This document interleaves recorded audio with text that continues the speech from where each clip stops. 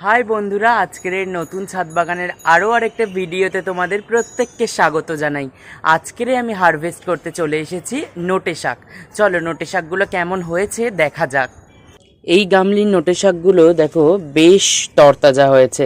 এর আগেও একবার কেটে কেটে নিয়েছিলাম, কিন্তু আবারও নতুন গজিয়েছে। তাই ভাবলাম চলো তাহলে তুলে নেওয়া যাক। ডগাগুলো নতুন ছোট্ট ছোট্ট হয়েছে, তুলতে আশা করি বেশ মজাই হবে।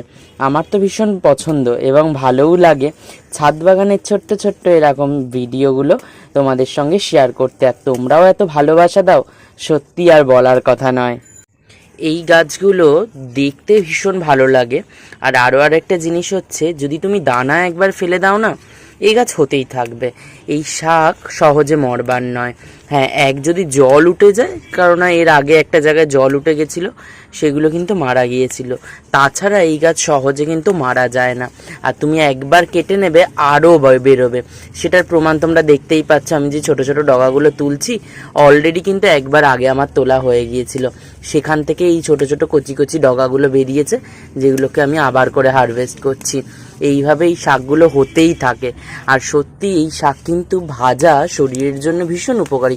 তুমি অন্য প্রসেসে তরকারি করেও খেতে পারো, কিন্তু ভাজাটা কিন্তু ভীষণ উপকারী।